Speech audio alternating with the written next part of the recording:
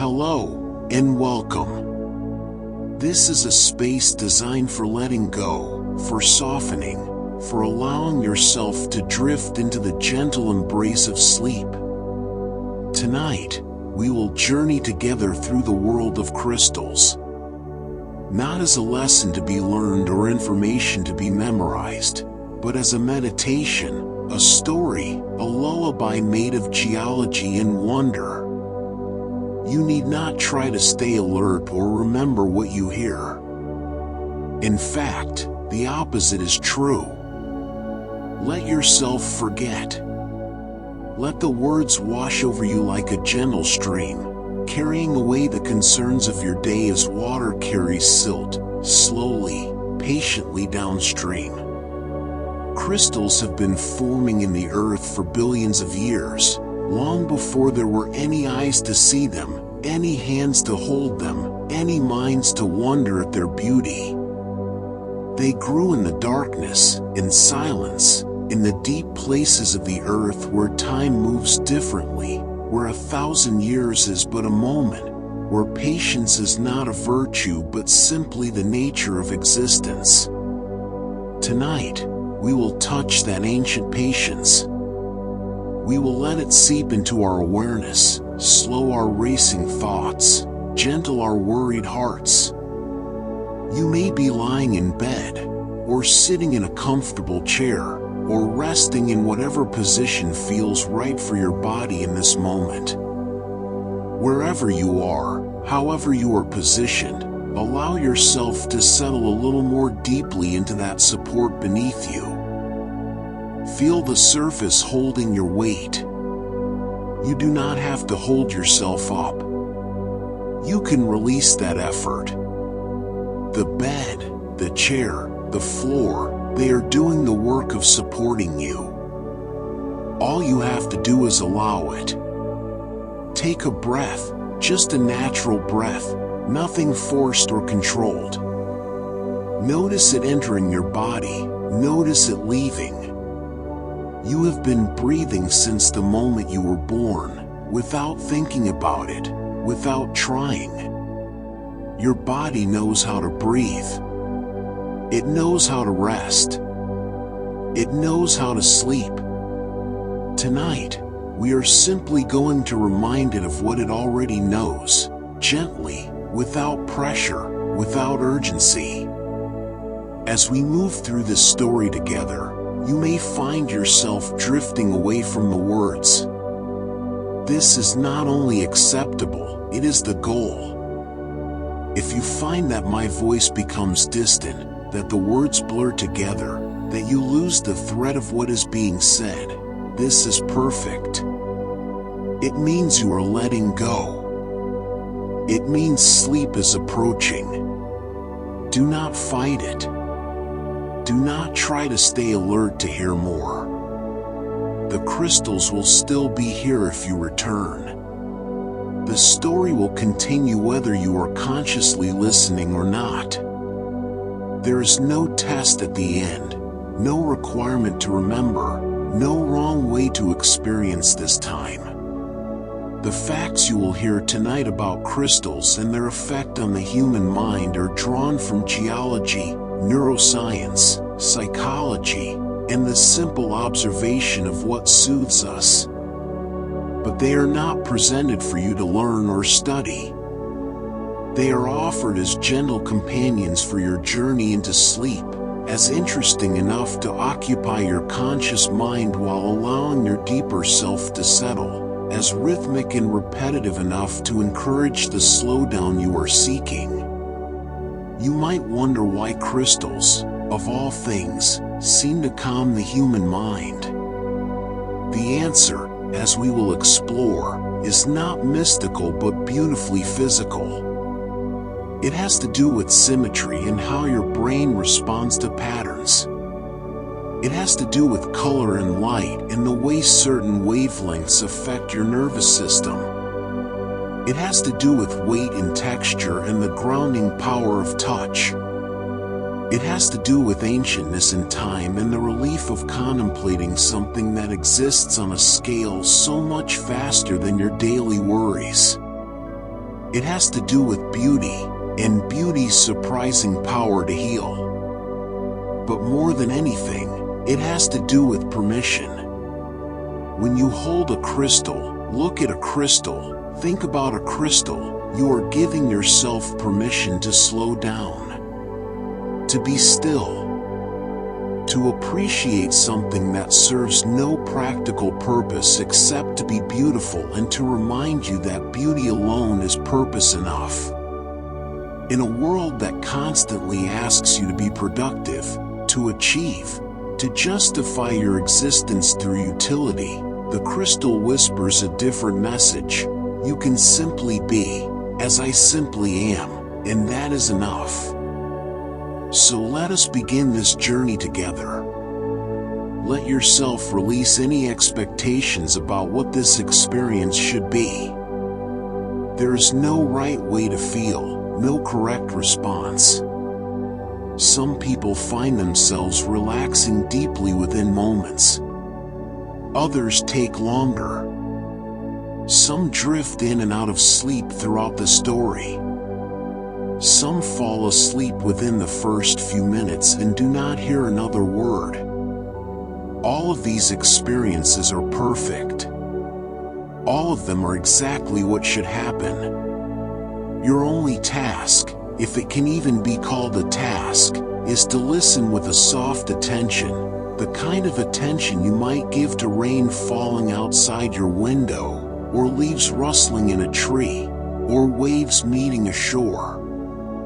Not trying to catch every drop or leaf or wave, but simply aware of the sound, the rhythm, the gentle presence of it. Let the words be like that.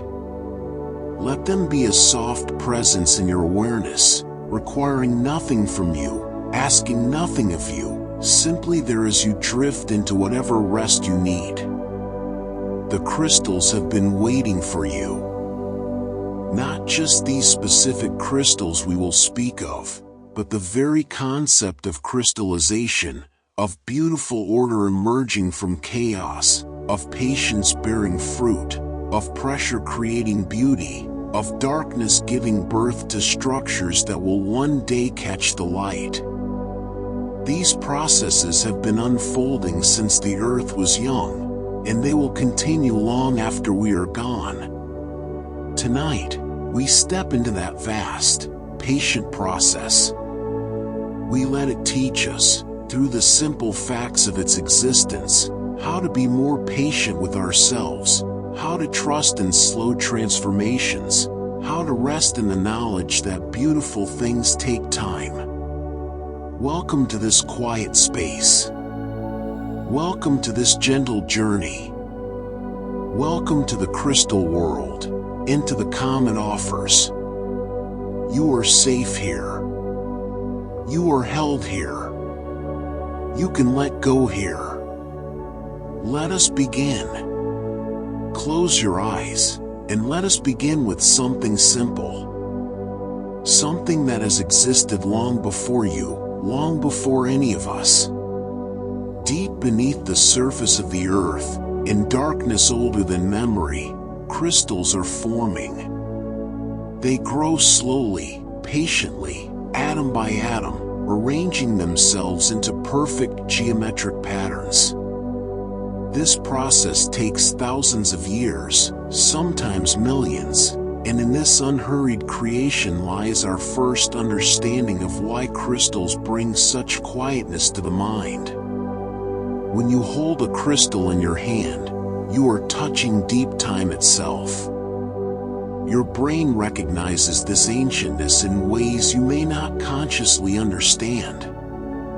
Neuroscientists have discovered that when we encounter objects we perceive as timeless or permanent, our amygdala, the part of the brain associated with anxiety and fear, shows measurably reduced activity.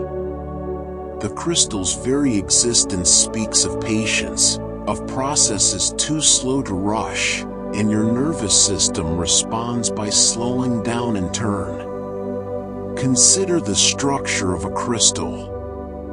Unlike almost everything else you encounter in your daily life, A crystal possesses what scientists call perfect symmetry. Its atoms are arranged in repeating patterns that extend in 3 dimensions, creating a lattice of absolute order. When you gaze at a crystal, your visual cortex processes this symmetry, and something remarkable happens. Studies in neuroaesthetics have shown that the human brain finds symmetry deeply rewarding. Symmetrical patterns activate the brain's reward centers while simultaneously reducing activity in regions associated with processing complex or threatening stimuli. Your mind, so often overwhelmed by the chaos of irregular shapes and unpredictable patterns, finds rest in the crystal's perfect geometry. This response is not merely cultural or learned. It appears to be hardwired into the very architecture of human perception. Researchers using functional MRI scans have observed that when subjects view symmetrical objects, their brains show increased activity in the medial prefrontal cortex, a region associated with pleasure and emotional regulation, while stress-related brain activity diminishes. The crystal offers your weary mind a pattern it can understand completely, a visual puzzle already solved. But there is more to the story than geometry alone. Crystals interact with light in ways that few other natural objects can match. When light passes through a crystal, it bends, refracts, and sometimes splits into rainbows. This phenomenon, called dispersion, creates gentle, shifting patterns that engage your attention without demanding anything from you.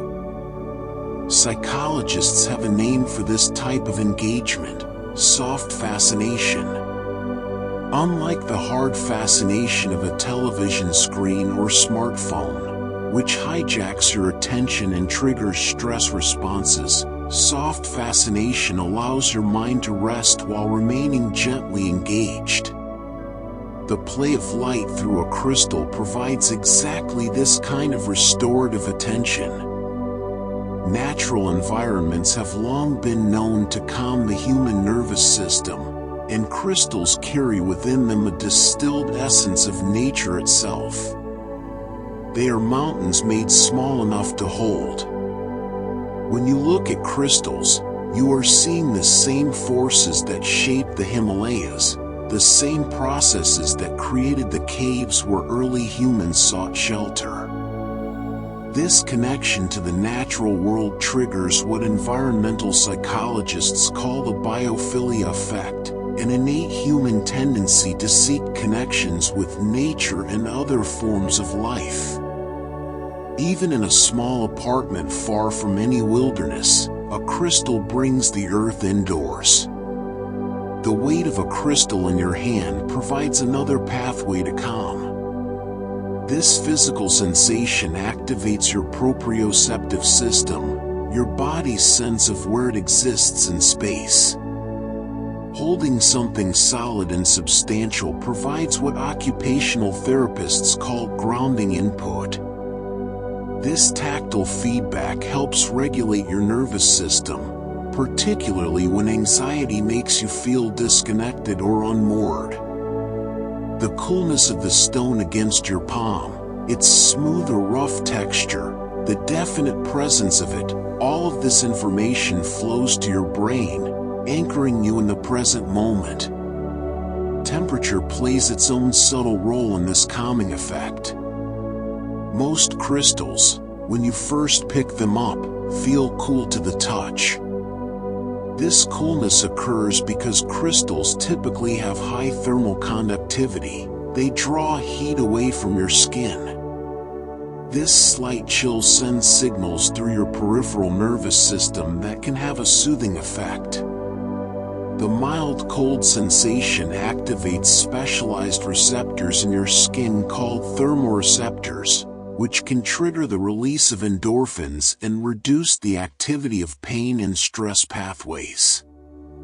It is the same reason a cool cloth on your forehead feels soothing when you are distressed.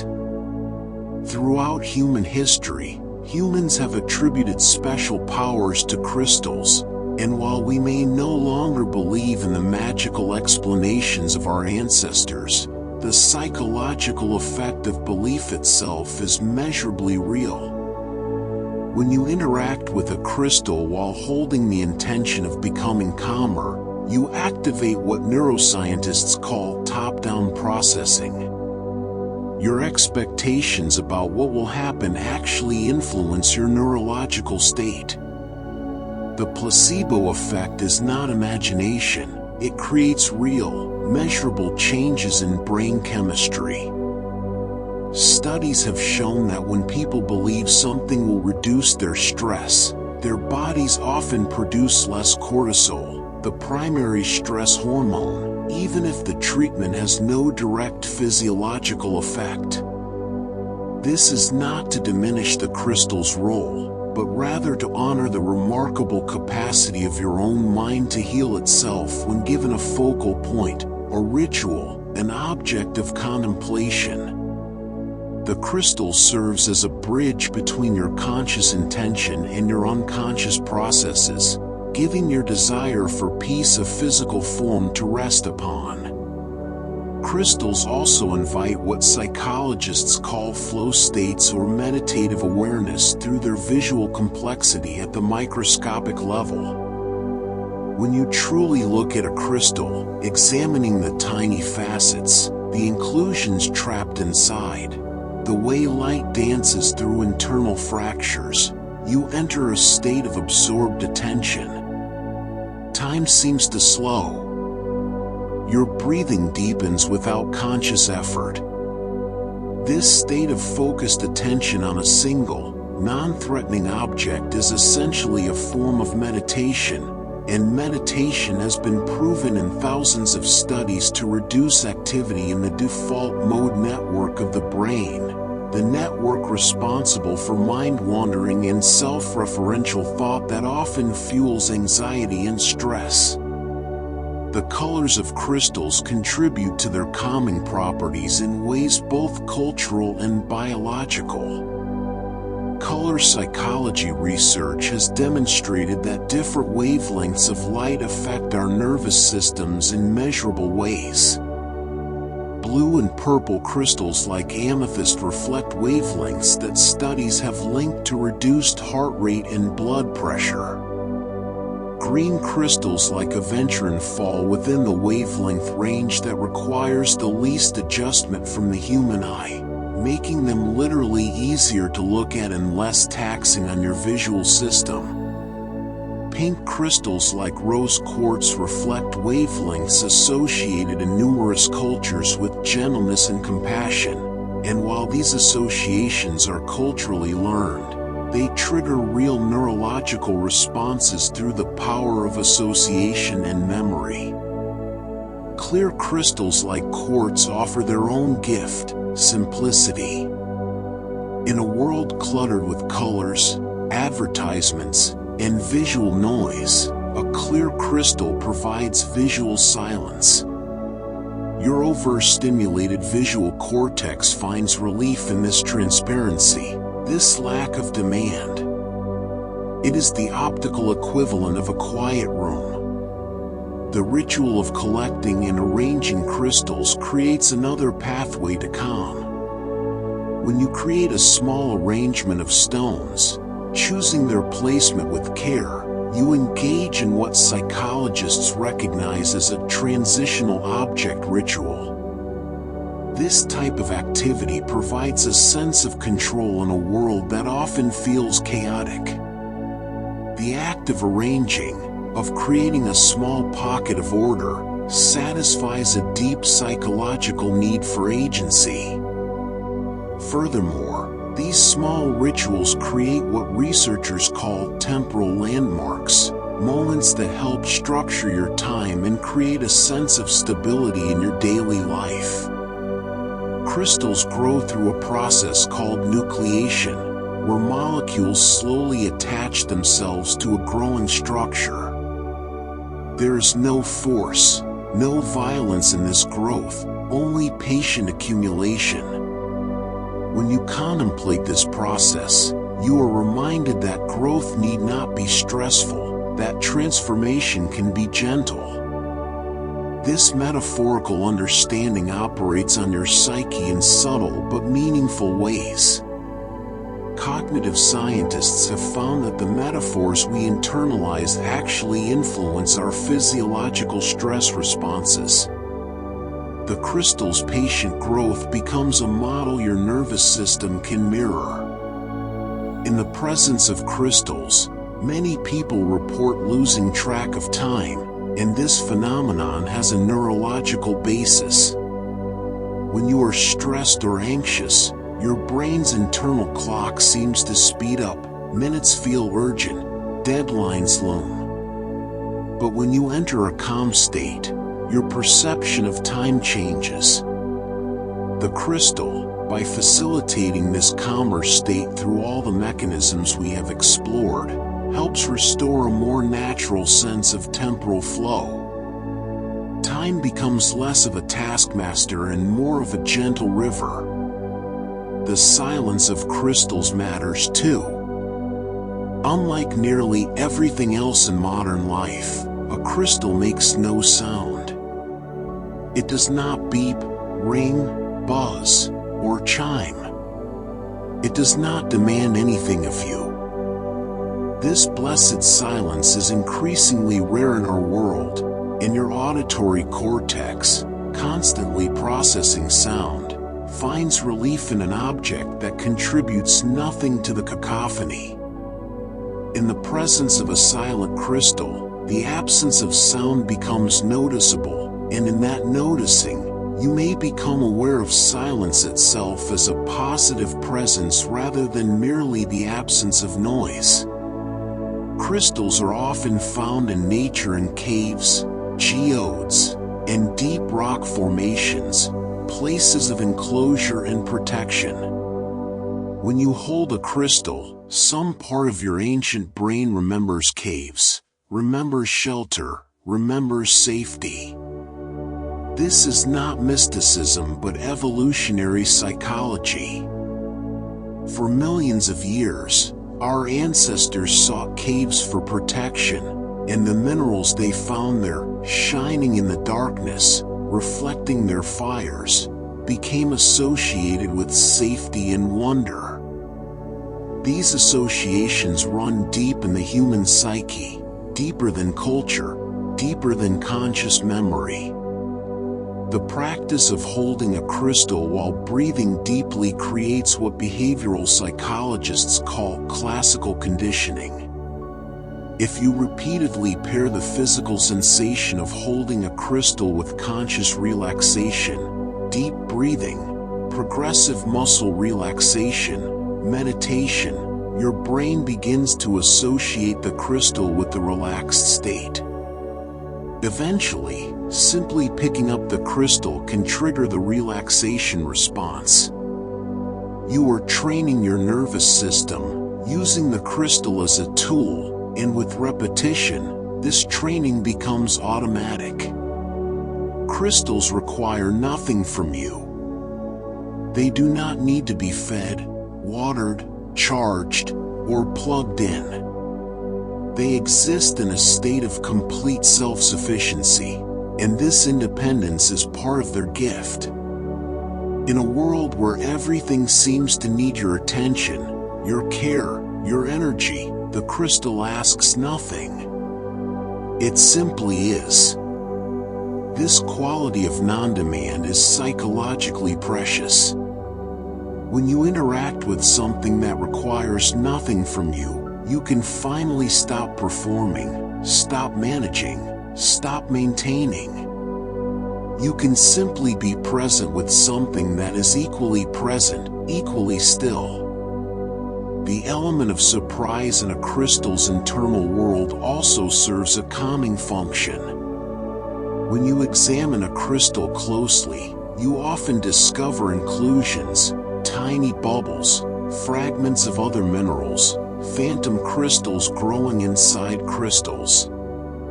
These hidden worlds reward close attention. They provide what psychologists call micro-adventures, small discoveries that engage curiosity without triggering stress. Curiosity and anxiety cannot easily coexist in the brain. They activate competing neural pathways.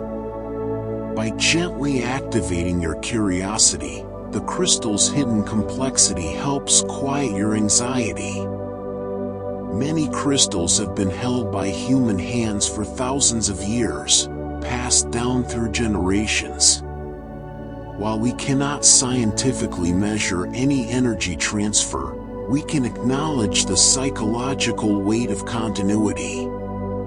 Knowing that humans across centuries have found comfort in these stones connects you to a vast lineage of seekers, sufferers, and survivors. This sense of connection to something larger than yourself is one of the most powerful bombs for the isolated, anxious modern mind. You are not alone in your seeking. You are part of an ancient pattern of humans reaching toward beauty and order in a chaotic world. The crystallization process itself offers a profound metaphor for healing.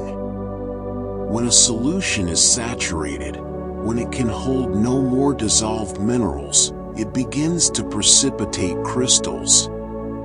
Only when the solution reaches a state of fullness does the crystal form. Perhaps you, too, can only begin to crystallize your peace, to let calm precipitate out of your saturated experience, when you have reached a kind of fullness. The crystal reminds you that transformation often comes not from emptying yourself further but from acknowledging that you are full, that it is time for something new to form. The geometry of crystals follows specific rules: cubic, hexagonal, tetragonal, orthorhombic, monoclinic, triclinic, yet within these rules exists infinite variation. No two crystals are exactly alike. This combination of structure and uniqueness mirrors the human condition. We all operate within certain biological and physical constraints, yet each of us is utterly unique. The crystal validates both realities, order and individuality, structure and freedom. In doing so, it offers your mind a model of existence that honors both your need for stability and your need for self-expression. Crystals form at the boundary between liquid and solid, between chaos and order. They emerge from solutions, from molten rock, from cooling magma, from states of flux and transformation. They are proof that order can emerge from chaos, that beautiful structure can crystallize from formlessness. When your life feels like chaos, like a solution too saturated to hold together, the crystal is evidence that form will emerge, that the chaos is not permanent, that structure is always waiting to manifest. The hardness of many crystals, their resistance to scratching, their durability, speaks to something in us that needs to feel resilient. On the Mohs scale, quartz scores a 7, diamond a 10. These stones have survived eons. They have outlasted empires, species, continents. When you hold something so enduring, some part of you remembers your own resilience, your own capacity to endure. The crystal has survived everything the earth could subject it to. Perhaps you can survive this day, this worry, this fear. At the same time, crystals are also fragile. They can shatter. They have cleavage planes, directions along which they break cleanly. This paradox of strength and fragility is also deeply human. We are both resilient and breakable, both enduring and delicate. The crystal holds this paradox without contradiction. and in doing so, gives you permission to be both strong and vulnerable. When light passes through a transparent crystal, it emerges changed but not diminished. The light is refracted, bent, sometimes split into colors, but it remains light. This transformation without loss is something we all hope for, that we might be changed by our experiences without being destroyed by them, that we might emerge from difficulty different but still essentially ourselves, still capable of shining. The crystal demonstrates this possibility in its very physics. Collectors often speak of being called to certain crystals, of feeling drawn to specific stones. While we might not attribute this to supernatural forces, we can understand it through the lens of unconscious pattern recognition. Your brain processes vast amounts of information below the level of conscious awareness. When a particular crystal catches your attention, it may be that some part of your unconscious mind has recognized something you need, a color that will soothe your overstimulated visual cortex, a shape that satisfies your hunger for order, a size that will fit perfectly in your palm when you need grounding. Trust this unconscious wisdom. Your deeper mind often knows what will bring you peace before your conscious mind can articulate the need. The practice of placing crystals in your environment creates what environmental psychologists call environmental enrichment. Just as animals in enriched environments show reduced stress and improved well-being, humans benefit from environments that offer visual interest, natural elements, and personal meaning.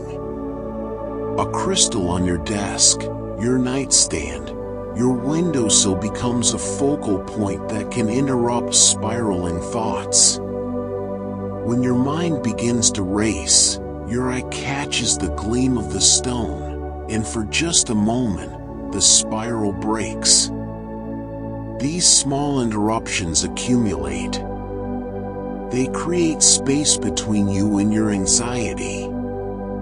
Crystals are often associated with the earth element in various philosophical traditions, and while we need not embrace these traditions literally, we can appreciate the psychological truth they contain.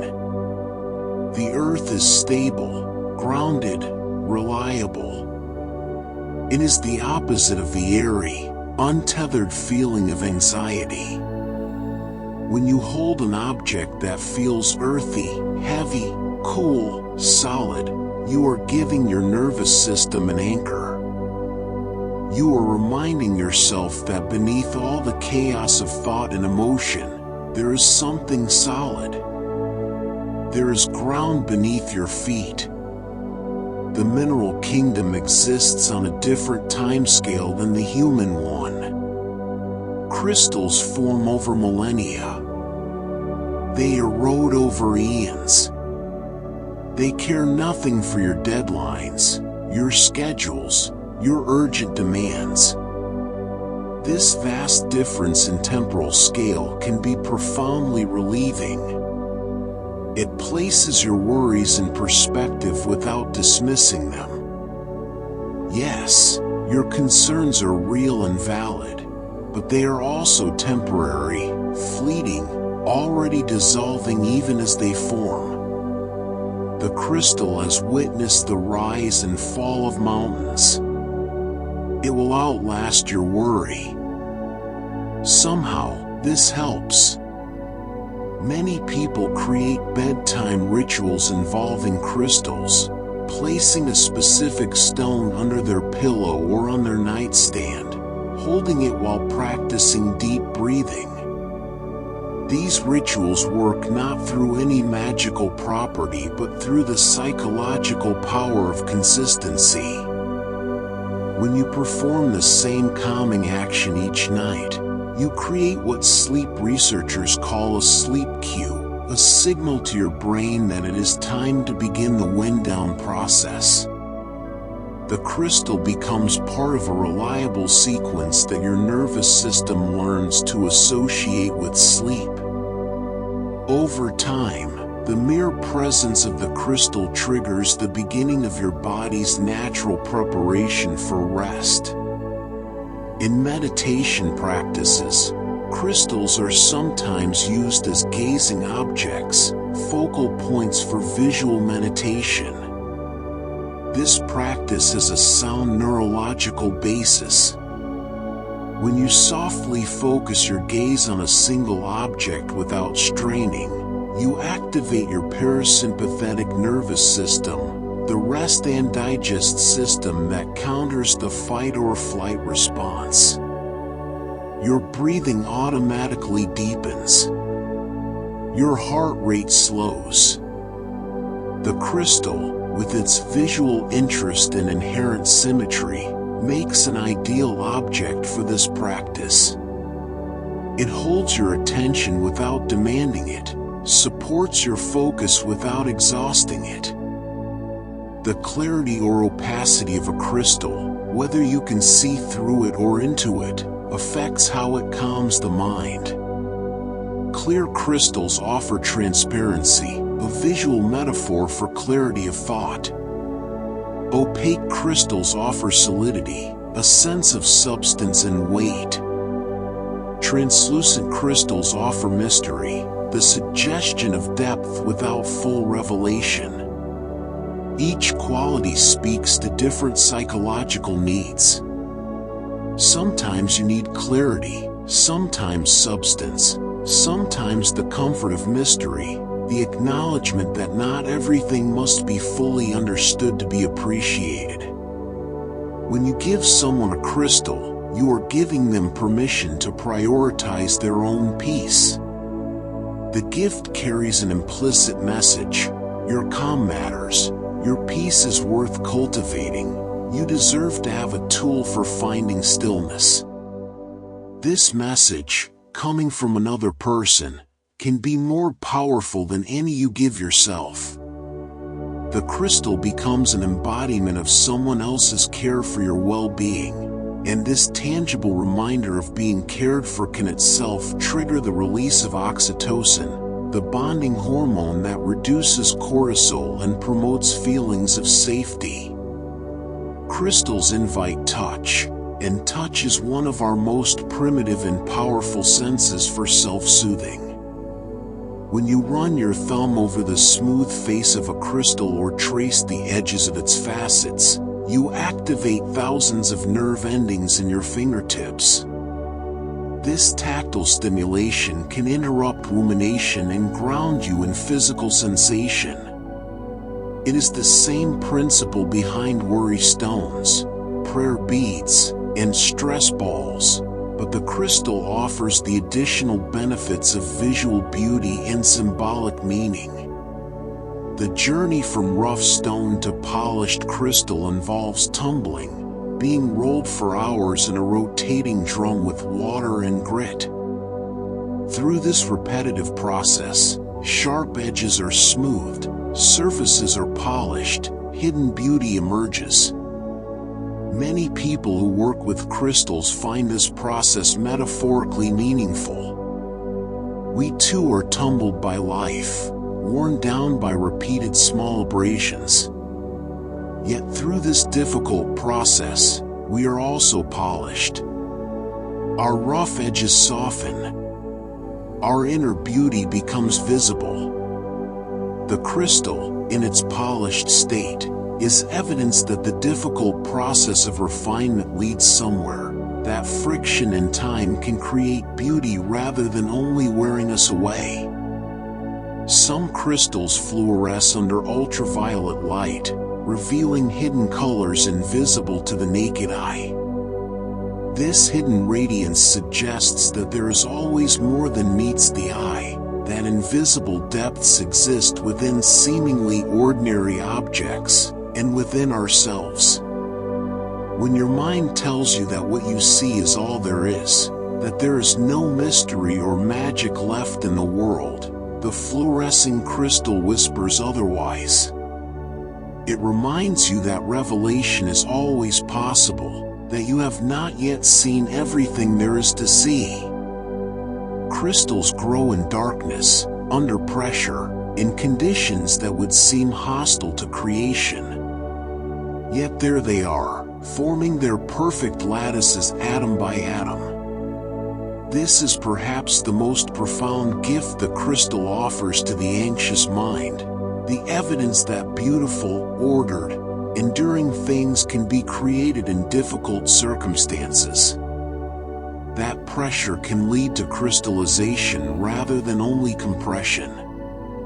That darkness can be a womb rather than only a tomb. That you, too, even in your difficulty, might be slowly forming something beautiful. Something perfect in its geometry. Something that will catch the light and cast rainbows. Something that will last. The crystal asks nothing of you but offers everything it is. In this, it is the perfect companion for sleep, for rest, for the quiet hours when you need to stop producing, stop achieving, stop becoming, and simply be. Be still. Be silent. Be held by the same forces that have been holding crystals in the deep earth for longer than human worry has existed. Let yourself be ancient and patient as stone. Let yourself be ordered and symmetrical as a crystal lattice. Let yourself be transparent, or opaque, or translucent, whatever you need to be. Let yourself catch the light and bend it into beauty. Let yourself rest. The crystals have been waiting in the darkness for millions of years. They can wait a few more hours while you sleep. And when you wake, they will still be there, unchanged, patient, reflecting the light of a new day. Just as they have always been. Just as they will always be. Rest now. The earth holds you. The crystals remember you. The ancient forces that shaped the mountains are shaping you still, slowly, patiently, atom by atom, into something beautiful. Sleep well. Consider for a moment the water that flows through the earth, carrying dissolved minerals on journeys that may last centuries. This water moves through darkness, through channels and rock, slowly becoming saturated with the elements it will eventually release as crystals. This process is called percolation, and it happens without urgency, without deadline. The water does not rush. It seeps, it filters, it moves at the pace the earth allows. When you hold a crystal formed from such waters, aquamarine, fluorite, calcite, you are holding the result of patience so profound it makes human patience seem like hurry. Your nervous system responds to this deep patience. When you contemplate a process that cannot be rushed, that unfolds according to its own natural rhythm, your own internal sense of urgency begins to soften. The constant pressure to move faster, do more, accomplish now, this pressure meets its opposite in the crystal's story. Here is something that could not have been hurried, that exists because it was allowed to take exactly the time it needed. Crystals form in what geologists call saturated solutions, when water or magma can hold no more dissolved material, when it has reached its absolute limit of capacity. Only then, at the point of perfect fullness, do crystals begin to precipitate. This is not a moment of lack but a moment of such abundance that transformation becomes inevitable.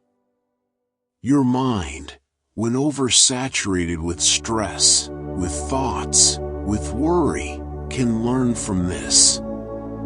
Perhaps your overwhelm is not emptiness but fullness. Perhaps you are ready to precipitate something new, to let solid calm crystallize from your saturated experience.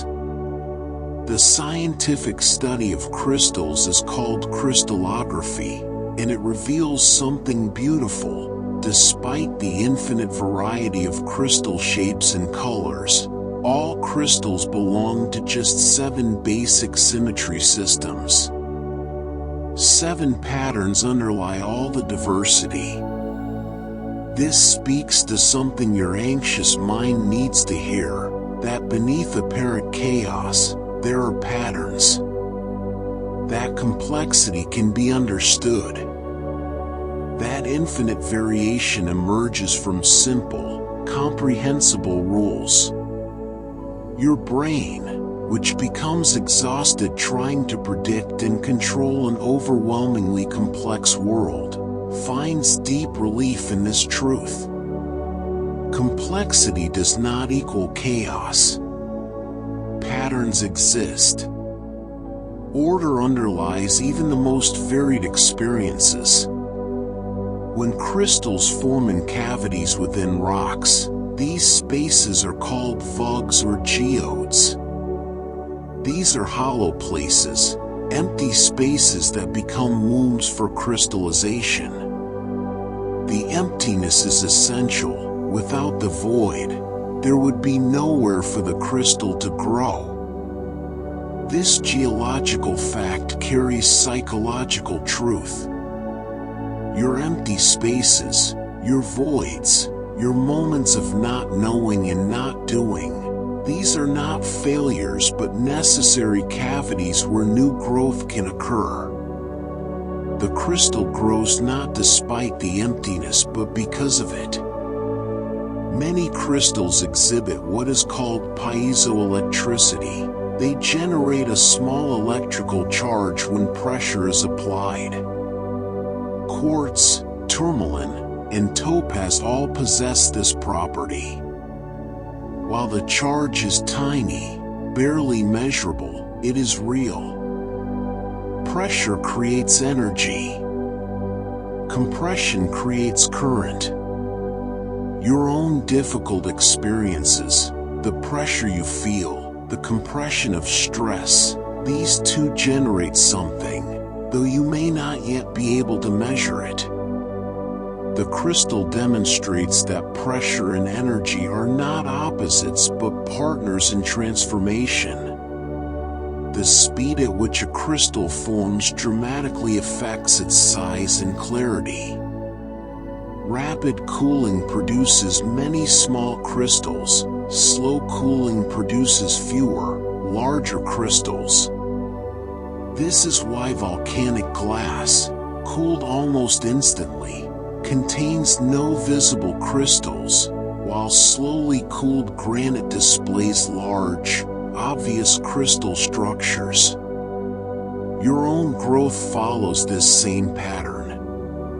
Rapid change, instant transformation, these produce small, unclear results.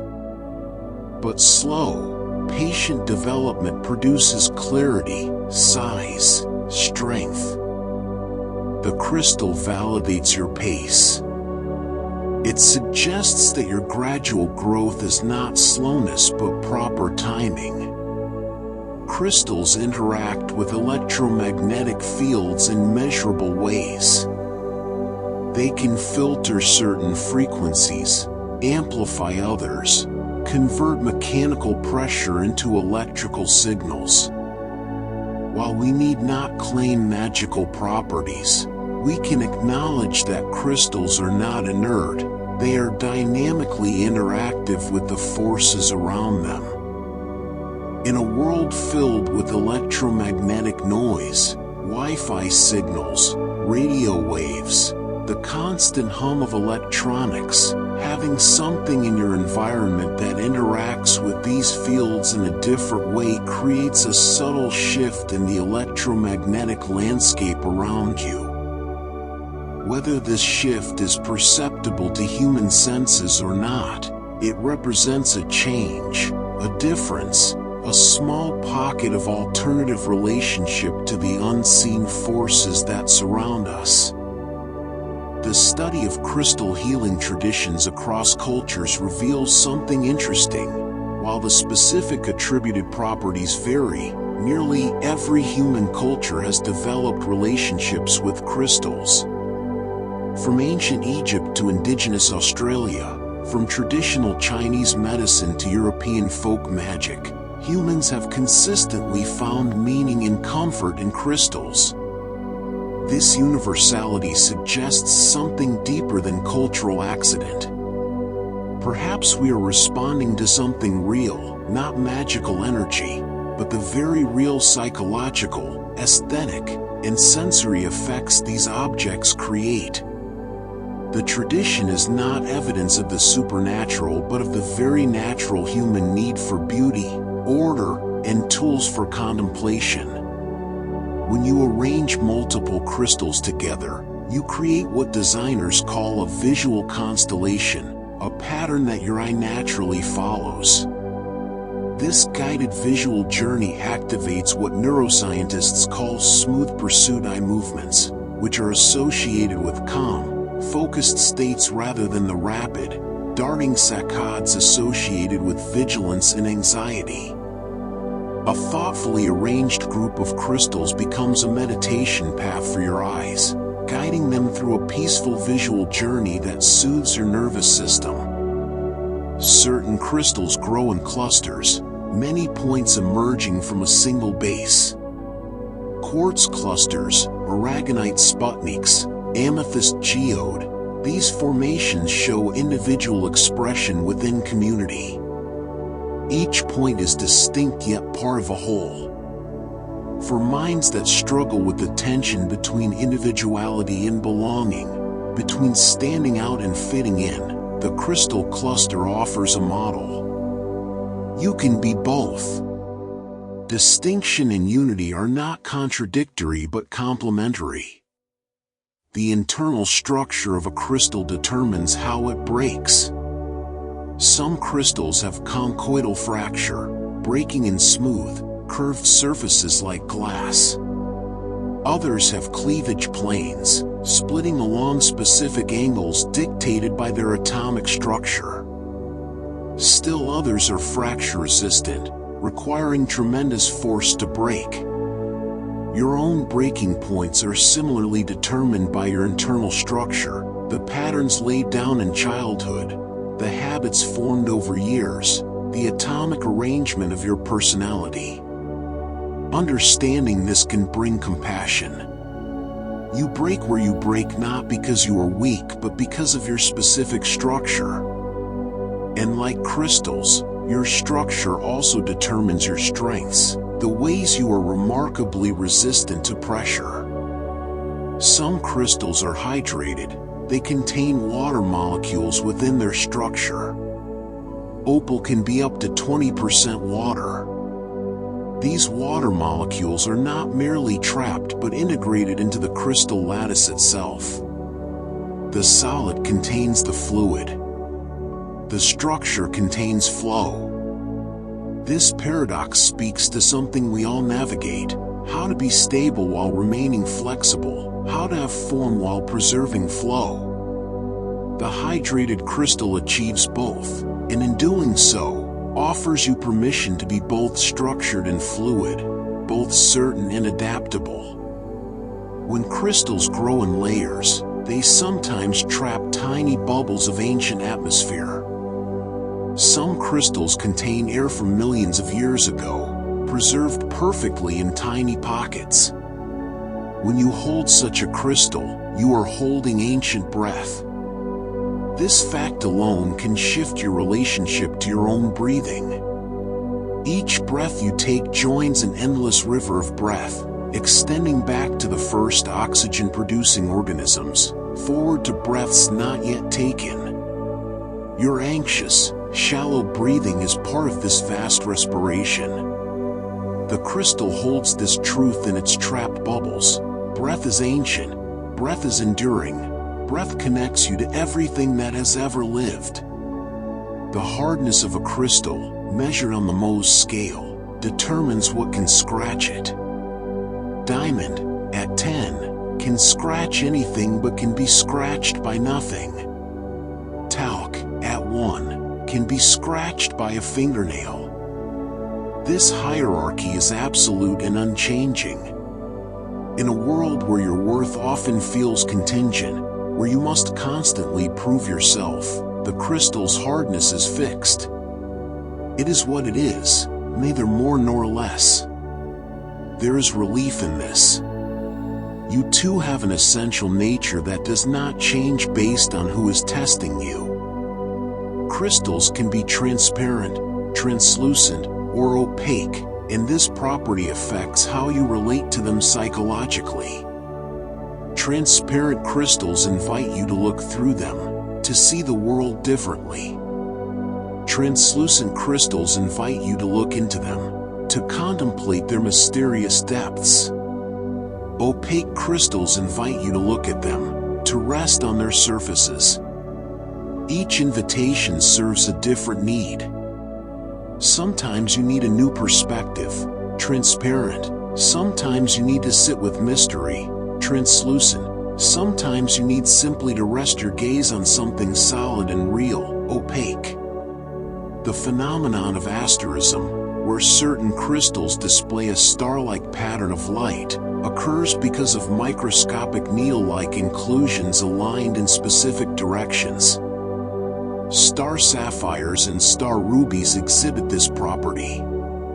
The star you see is not painted on or etched in. It emerges from internal structure, from tiny imperfections organized into pattern. Your own inner workings, including your imperfections, can organize into something beautiful. The flaws are not separate from the beauty but are the very source of it. Phantom crystals are formations where a crystal started growing, paused, and then resumed growing, leaving a ghostly outline of its earlier self visible inside the larger crystal. These phantoms are records of interruption and continuation, of growth that stopped and then began again. If your own growth has been interrupted, by trauma, by illness, by circumstance, the phantom crystal tells you that resumption is possible. The interruption becomes part of the beauty, a visible record of persistence. Some crystals are thermochromic. They change color with temperature. Alexandrite appears green in daylight and red under incandescent light. This color change is not superficial but emerges from the crystal's interaction with different wavelengths of light. The crystal is not deceptive, it is genuinely different in different contexts. You too are genuinely different in different contexts, different relationships, different environments. This is not inconsistency but responsiveness, not instability but appropriate adaptation. The formation of crystals requires what chemists call supersaturation, a solution holding more dissolved material than it should theoretically be able to hold, an unstable state of too muchness. From this instability, from this state of holding more than seems possible, crystals form. Your own sense of being overwhelmed, of holding more than you can bear, is perhaps also a supersaturated state. It is uncomfortable, yes, but it is also the very condition from which new form can emerge. When light enters a crystal at certain angles, it can become trapped inside, bouncing between internal surfaces until it emerges at an unexpected location.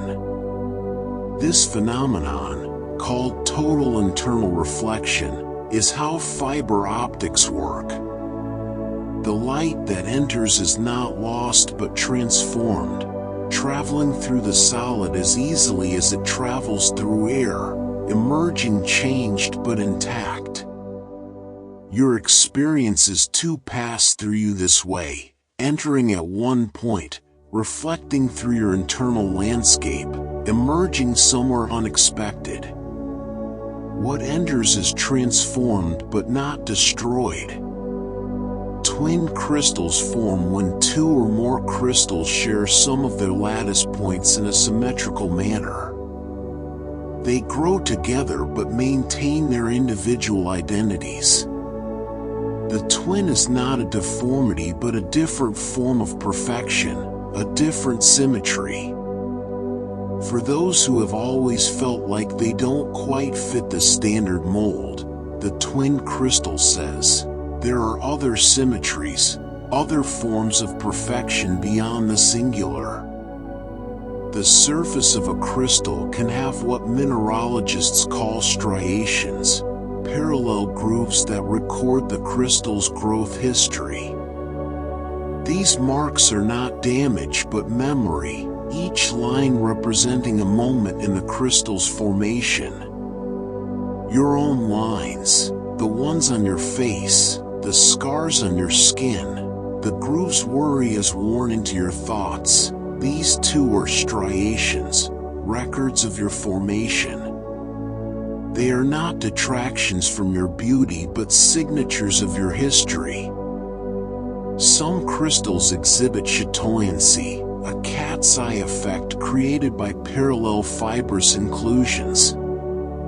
As you move the stone, a band of light seems to glide across its surface. This moving light is hypnotic, engaging what psychologists call tracking responses.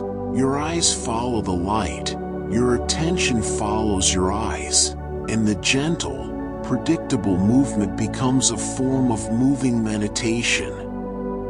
Anxiety cannot easily coexist with this gentle tracking. The worried mind, always jumping to future disasters, is brought back to the simple present task of following light across stone. Crystals grow at interfaces, where liquid meets solid, where one mineral meets another, where conditions shift. These boundary spaces, these liminal zones, are where crystallization happens. You too live in interfaces, between work and home, between who you were and who you are becoming, between effort and rest. These boundary spaces are not areas of confusion but zones of potential crystallization. Where different aspects of your life meet, something new can form. The weight-to-size ratio of different crystals varies dramatically. Some crystals are remarkably dense, hematite, galena, while others are surprisingly light, opal, pumice. This variation means that size does not predict weight, that appearance does not tell the whole story. Two crystals of the same size can have vastly different weights. Two people who appear similarly composed can carry vastly different internal weights. The crystal gives permission for this reality. What you carry is not always visible, and lightness or heaviness is not a moral failing but a physical property. When crystals form in sedimentary environments, they often incorporate sediment layers into their structure, creating banded patterns. Agate, jasper, and malachite all show these bands, which are essentially fossilized time, each layer representing a different moment in geological history. These bands are peaceful to contemplate because they demonstrate that time, though invisible, leaves visible traces. Your life too is creating bands, laying down layers, building a structure that will someday show where you have been, what you have weathered, how you have grown. Some crystals are hygroscopic. They absorb moisture from the air. Halite, for instance, will eventually dissolve if left in humid air. This property speaks to permeability, to the impossibility of complete separation from environment. You cannot seal yourself off from the world any more than hygroscopic crystals can. You will absorb what surrounds you. This is not weakness but nature. The question is not whether to be permeable but what to surround yourself with. Crystals can serve as seeds for further crystallization. A small crystal dropped into a supersaturated solution will cause more crystals to form on its surfaces. It becomes a template, a model that organizes what surrounds it. Your own calm, once established, can work this way. Small moments of peace can seed further peace. Your settled nervous system can help settle those around you. You become a template for the calm you have cultivated. The specific gravity of a crystal, how dense it is compared to water, affects how it feels in your hand. High specific gravity means more weight and less volume, a satisfying density that some find especially grounding.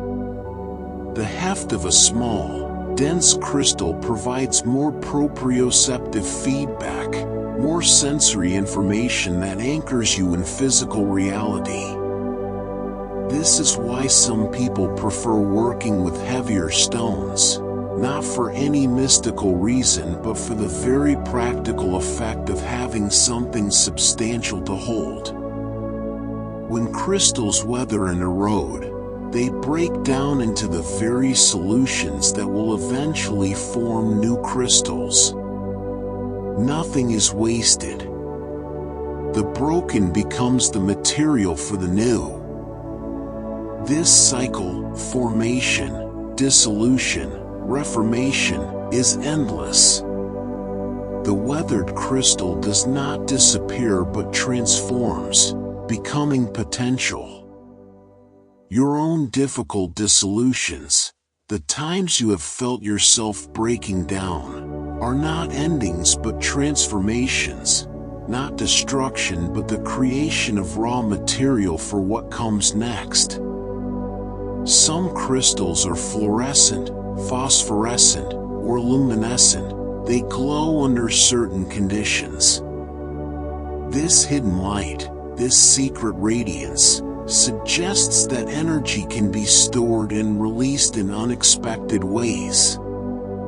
You too contain stored light, stored energy, capacities you may not even know you possess. The luminescent crystal promises that darkness is not the absence of light, but sometimes the very condition that allows hidden light to become visible.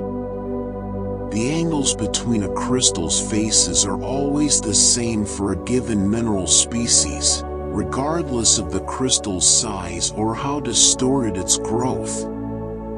This is called the law of constancy of interfacial angles. A tiny quartz crystal and a massive quartz crystal will have the exact same angles between corresponding faces. This constancy speaks to something essential remaining unchanged regardless of scale. Your essential nature, your core self, remains constant whether you are experiencing a small moment or a massive change. Scale changes but essential angles remain. Crystals can be naturally radioactive. Uranium-bearing minerals like autunite and torbernite emit low levels of radiation. This fact is not meant to frighten but to remind you that everything contains energy, that even stones are not inert but actively participating in the slow dance of atomic decay and transformation. You are not separate from this universal radiation and transformation. You are part of the same energetic continuum. Every atom in your body is as old as the universe, has been part of stars and stones and countless other forms. The radioactive crystal is just being more obvious about what is always true. Everything is energy. Everything is transformation. Nothing is truly still. The crystal structures that allow light to pass through also create what is called birefringence, double refraction, where a single ray of light entering the crystal splits into two rays traveling at different speeds. Calcite displays this property so clearly that if you place it over text, you see double. Two realities emerge from one. This is not optical illusion but physical fact. One truth can contain two truths. One reality can split into multiple valid perspectives without contradiction. Your complex experience, where contradictory things seem simultaneously true, is validated by the crystal's physics. Some crystals grow in radiating patterns, fibers extending from a central point like a starburst. Stibnite, natrolite, and wavellite all form these radial clusters. This growth pattern speaks to expansion from center, to growth that moves outward in all directions simultaneously. Your own growth need not be linear, need not be directional. You can expand in all directions at once, each fiber of your being reaching toward its own light while remaining rooted in common center. The speed of light changes as it passes through different crystals, slower in diamond, faster in less dense materials. This change in speed is what causes refraction, the bending of light. The light is not damaged by slowing down, not diminished by changing speed. It emerges having traveled a different path, having moved at a different pace, but it is still light. You too can slow down, can change your pace, can take a different path through life without losing your essential nature. The light that moves slowly through diamond is still light. Crystals can form in concentric layers like tree rings, each layer representing a different episode of growth. When you slice these crystals, agate, for example, you reveal a hidden history, a record of many separate moments of formation. Your life too is being built in layers, in separate episodes that will someday form a pattern. The anxious mind, focused only on the immediate moment, cannot see the pattern forming. But it is forming nonetheless, layer by layer, ring by ring. Some crystals are so perfect in their structure that they are used to calibrate scientific instruments. Silicon crystals, for instance, help define the kilogram and other fundamental units of measurement. These crystals serve as standards, as references points for all other measurements. There is something profound in this, that the natural world produces such perfection that science itself uses it as a foundation.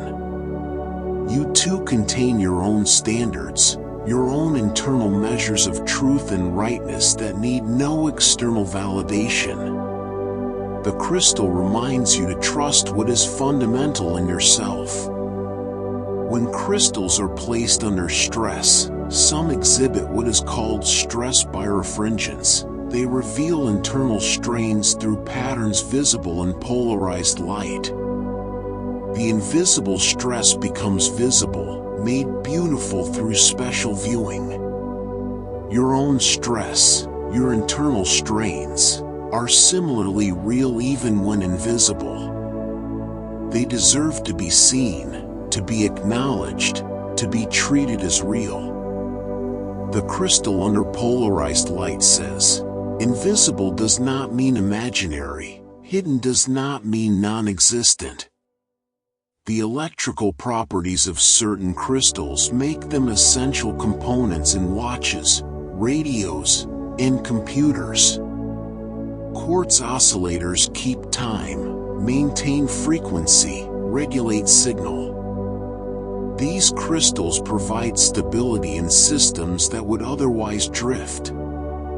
Perhaps this is their gift to you as well, not magical healing but simple stability, a point of reference in systems that tend to drift, a regular oscillation in experiences that feel chaotic. Some crystals form in helical patterns, spiraling as they grow.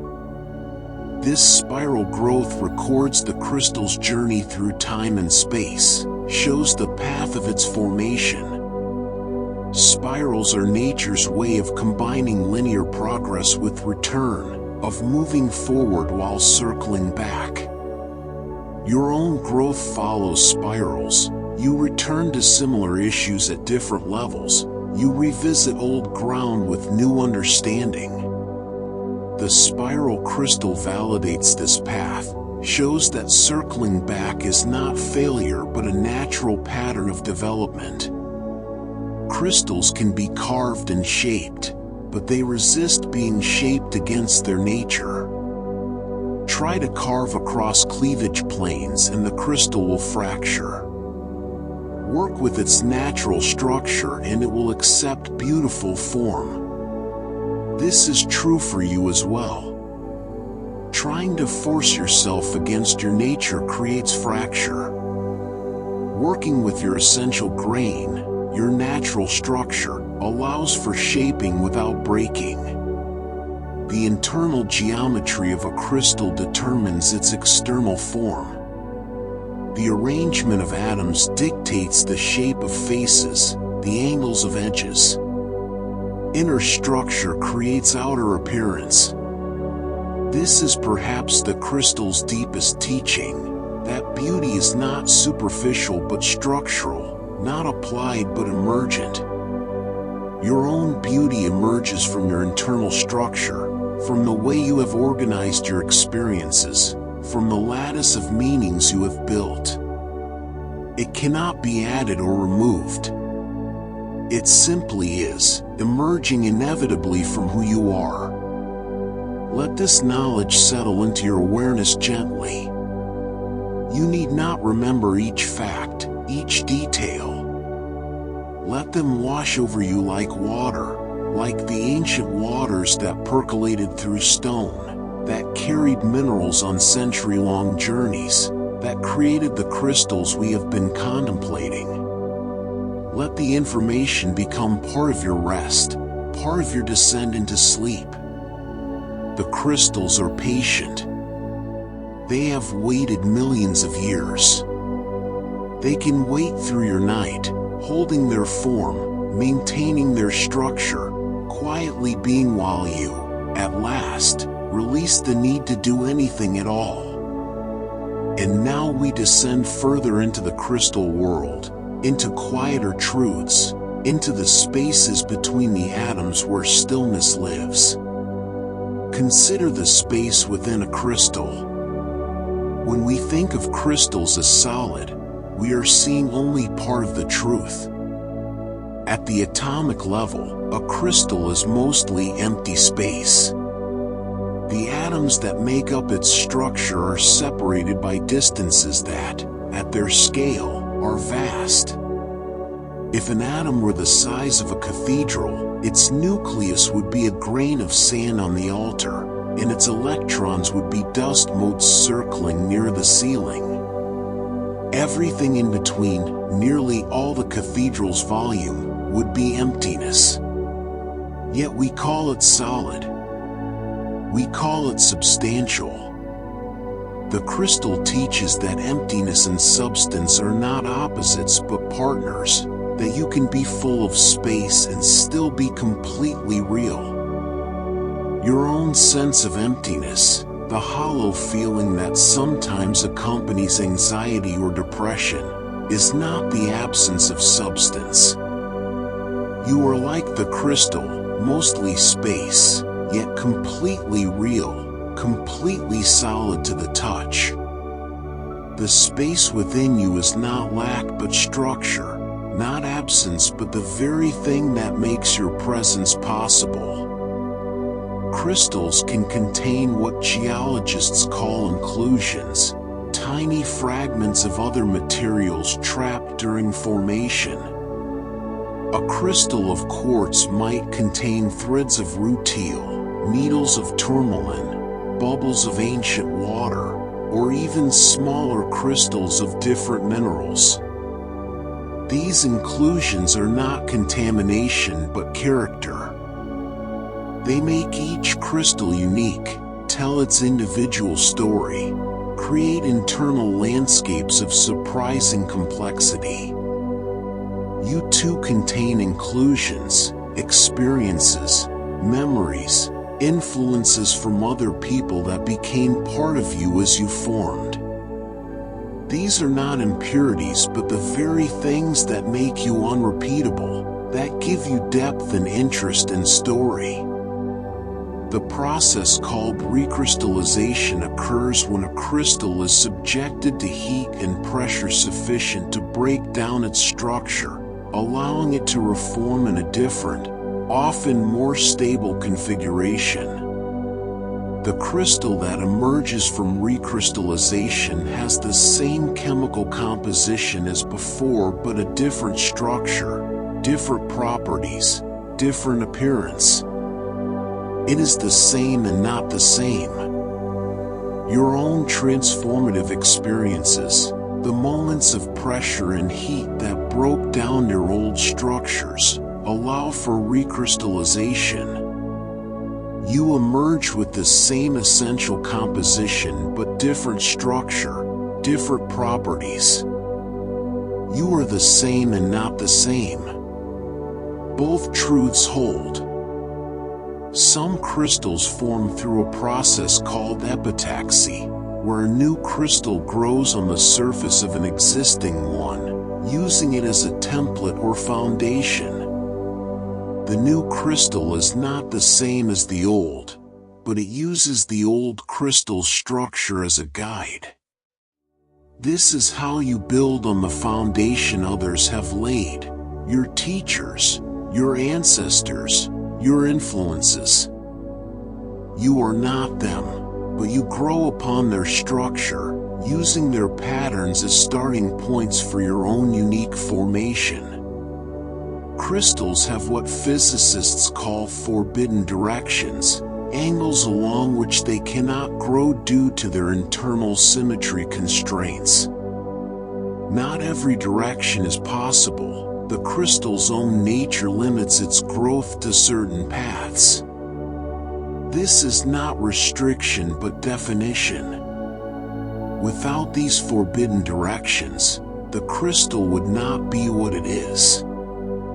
Its limitations define its form. You too have forbidden directions, paths you cannot take because they violate your essential structure. These are not failures but definitions. They make you what you are rather than something else. The melting point of a crystal is precise and consistent. A quartz crystal always melts at 1670 degrees Celsius. Always. This precision speaks to reliability, to consistency, to the existence of absolute points in a world that often feels relative and shifting. Some things are fixed. Some transitions happen at specific, predictable points. The crystal's melting point is an anchor in the physics of the universe, a number that does not change with opinion or perspective. When crystals dissolve in water, They do so in specific patterns determined by their structure. Some phases dissolve faster than others. The dissolution is not random but patterned, orderly even in its undoing. When you feel yourself dissolving under stress, remember that even dissolution follows patterns, has structure, is not pure chaos even when it feels chaotic. Your unraveling, like the crystal's dissolution, follows the logic of your internal structure. Crystals can serve as nucleation sites for other processes. Ice crystals form around dust particles. Raindrops gather around atmospheric aerosols. A tiny crystal can organize an entire system, providing the seed around which larger structures coalesce. Your small moments of order, a made bed, a written list, a single deep breath, can serve as nucleation sites for larger calm, providing the seed around which your scattered energy can reorganize.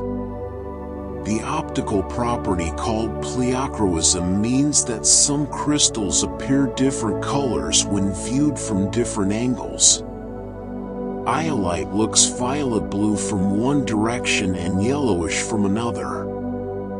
The crystal has not changed, only your perspective has shifted. This is a physical reminder that what you see depends on where you stand, that different angles reveal different truths, that change in perception does not require change in the object perceived. When you cannot see your own worth or beauty, perhaps you need not change yourself but simply shift the angle of viewing. Some crystals are anisotropic. Their physical properties vary depending on the direction in which they're measured. Hardness, conductivity, refractive index, all change based on direction. The crystal is not uniform but directional, having different strengths in different orientations. You are also anisotropic, stronger in some directions than others, more resistant to certain stresses than others. This variability is not weakness but complexity, not flaw but dimension. When crystals grow rapidly, they sometimes form what are called hopper crystals, shapes with indentations where growth at the edges outpaced growth at the centers. These hollow forms are not broken or incomplete but represent a different growth pattern, equally valid, equally crystalline. Sometimes your growth too is faster on the edges than in the center, creating hollows that are not absences but simply different patterns of development. The phenomenon of crystal twinning creates interpenetrant crystals that share atoms, interlock in complex ways, become inseparable without breaking. Once twinned, they are permanently joined. Some relationships are like this. Certain people, certain experiences become twin with you, interpenetrant, sharing some of your atoms. They cannot be removed without changing your structure. This is not always comfortable, but it is the nature of deep connection. Crystals have memory.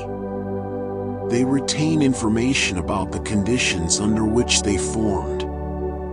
Scientists can read a crystal's growth bands like tree rings, extracting information about temperature, pressure, and chemical composition at different times in the crystal's history.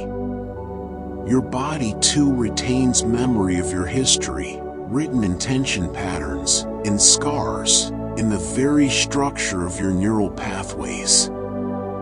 This somatic memory is real, is valid, deserves acknowledgement and gentle attention. Some crystals are deliquescent. They absorb so much moisture from humid air that they dissolve in the water they've absorbed. They literally cannot exist in certain environments without dissolving into solution. This is not weakness but specificity. Some environments are incompatible with some structures. Recognizing which environments dissolve you is wisdom, not failure. The deliquescent crystal does not blame itself for dissolving in humidity. It simply exists best in dryness. You too can honor your environmental needs without shame. The lattice energy of a crystal, the amount of energy required to separate all its ions, is a measure of its stability. High lattice energy means the crystal is stable, resistant to breakdown. Low lattice energy means it is more reactive, more easily changed. Neither is better. Some situations call for stability, others call for reactivity. You contain both capacities, structures that are stable and difficult to change, and aspects that are reactive and easily influenced. Both serve purposes. Crystals can exhibit what's called anomalous optical properties, behavior that defies the usual rules of optics. These anomalies arise from the unique structures of certain crystals and create unexpected, sometimes beautiful effects. Your own anomalies, the ways you don't follow the expected patterns, may similarly arise from your unique structure and create unexpected beauty rather than indicating something is wrong. When you cut a crystal along certain planes and polish it, you can create cleavage faces, surfaces so smooth and flat they appear mirror-like. The smoothness was always potential within the crystal, made visible by cutting along its natural planes of weakness. Your own smooth surfaces, your polished aspects, emerge when you work with your natural grain rather than against it. Cutting against your structure creates fracture, cutting with it creates beauty. Some crystals form in negative space, growing into voids and then remaining as casts when the surrounding material erodes away. These crystals preserve the shape of emptiness, give form to absence. Your own difficult experiences sometimes do this. They fill the voids in your understanding, give shape to what was previously formless fear or shapeless grief. The crystal says that even emptiness can be productive, can create form, can serve growth. The speed at which atoms can move within a crystal's lattice affects its ability to respond to stress. In some crystals, atoms can shift positions slightly, allowing the structure to accommodate stress without fracturing. In others, atoms are locked rigidly in place, making the crystal more brittle. Your own psychological flexibility, your ability to let thoughts and feelings shift positions slightly under stress, determines whether you accommodate difficulty or fracture under it. The crystal teaches that flexibility is structural, built into the lattice itself. Crystals can be habit-modified, grown under special conditions that favor certain faces over others, creating unusual shapes while maintaining the same internal structure. A quartz crystal can be encouraged to grow long and thin or short and stout, depending on the conditions of formation. Your own shape, the external form your life takes, can vary based on conditions while your essential internal structure remains constant. The same you can manifest in many shapes. Some crystals are fluorescent under ultraviolet light but phosphorescent in darkness. They continue to glow after the light source is removed.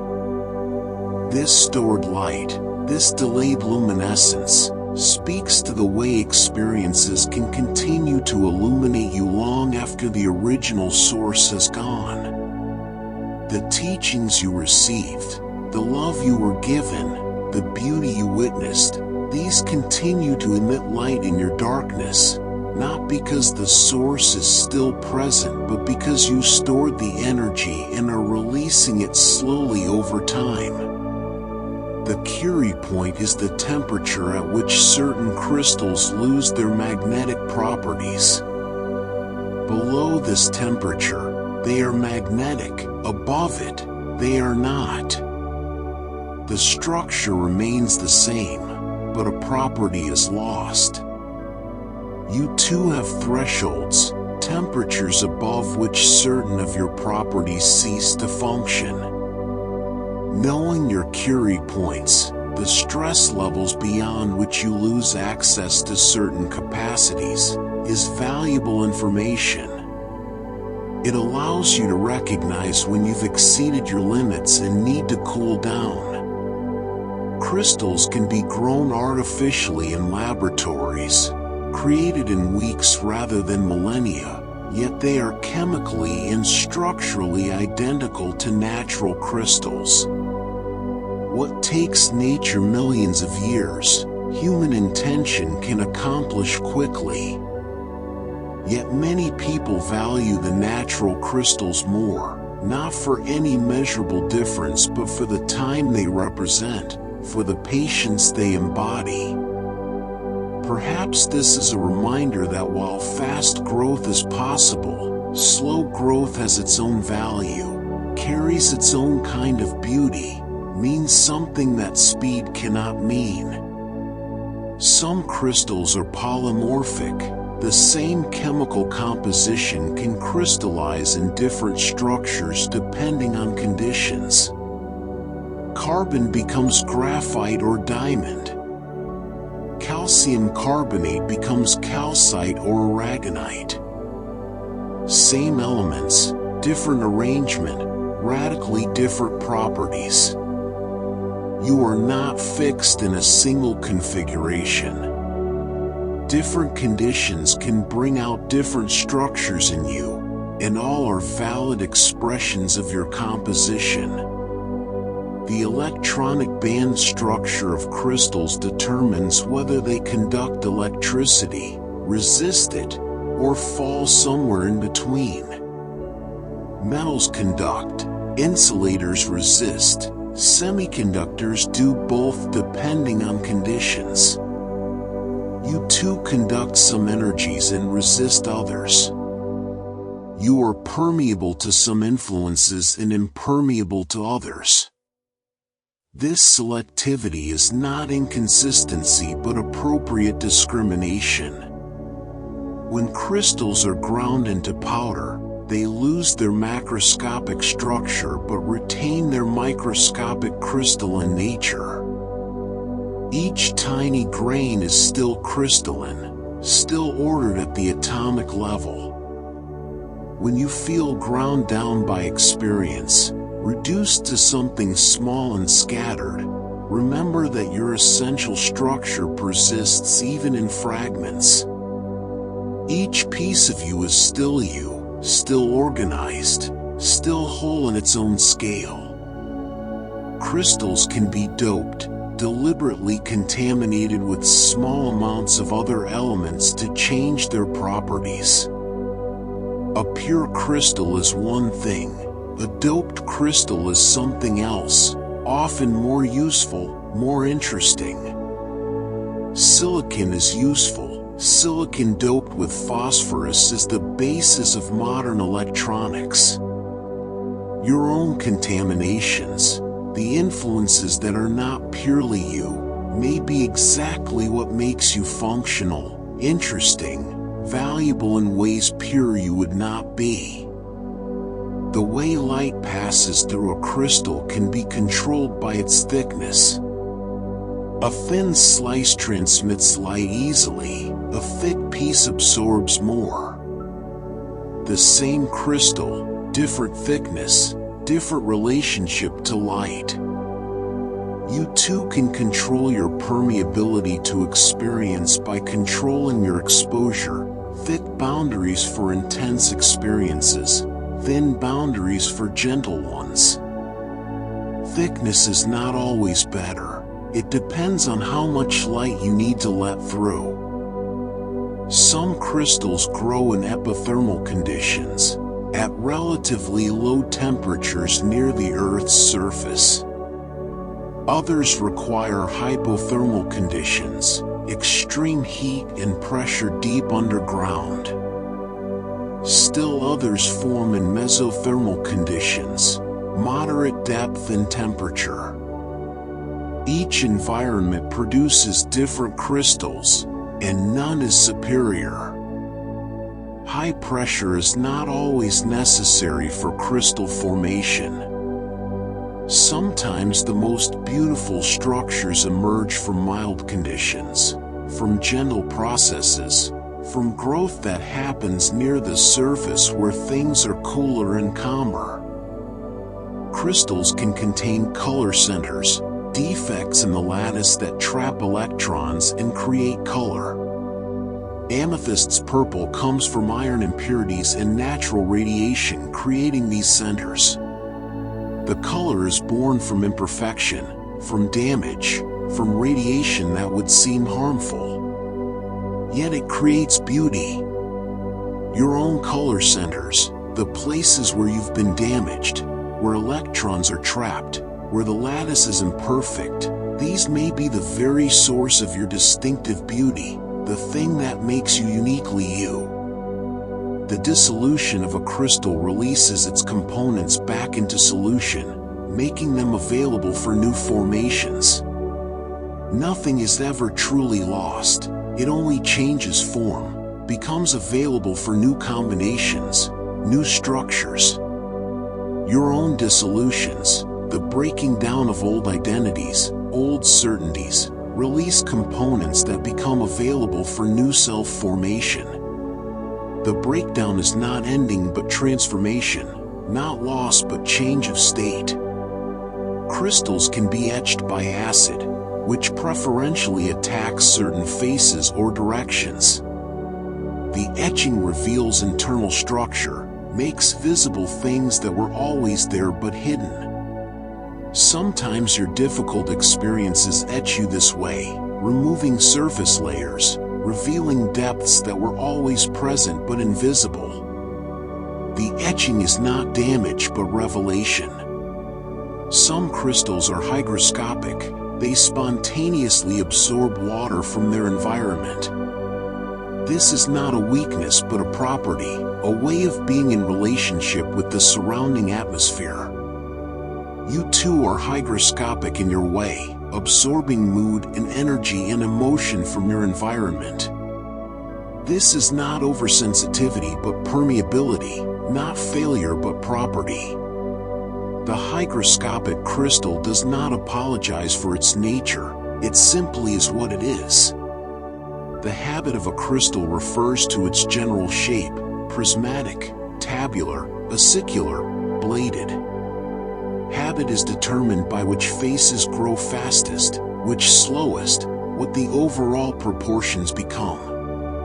Your own habit, the general shape your life takes, is similarly determined by what you allow to grow quickly and what you constrain. Changing your habit doesn't mean changing your nature but adjusting the relative growth rates of different aspects of yourself.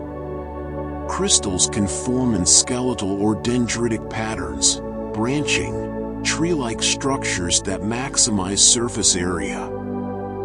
Frost on a window, snowflakes, some types of metal crystallization all form these branching patterns.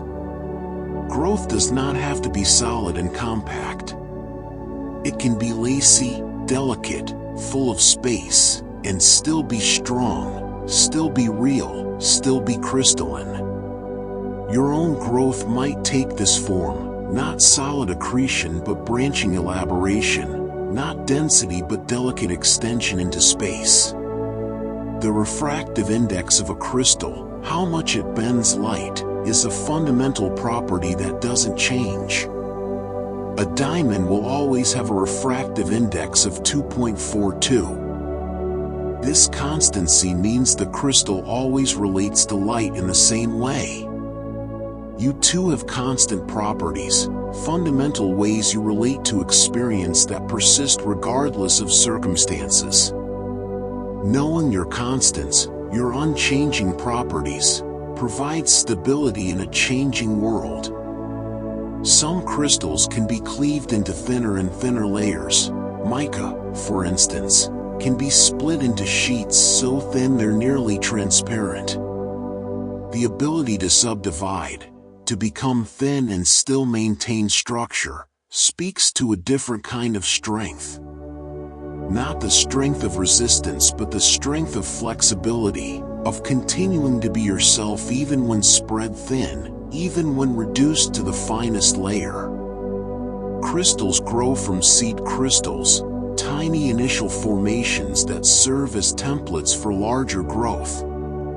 The seed determines the orientation, the quality, the basic structure of everything that follows.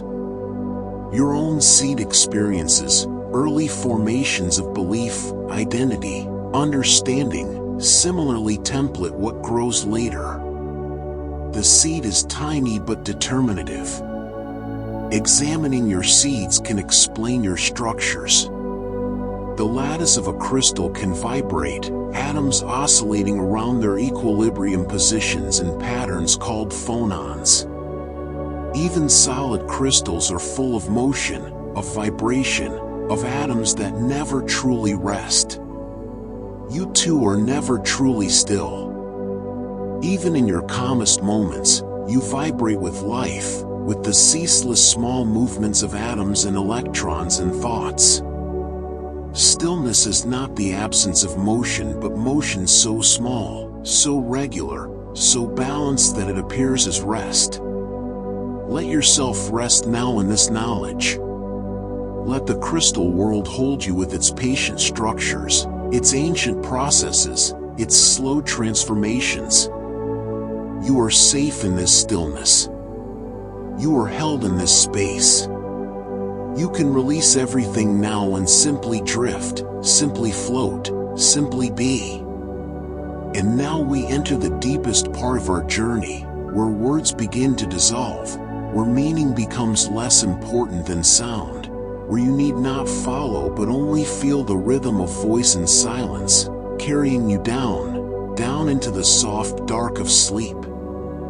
There is a type of crystal called a pseudomorph, where one mineral completely replaces another, atom by atom, while maintaining the original mineral's external shape. The new crystal wears the old crystal's form. Inside, everything has changed. Outside, the shape remains familiar.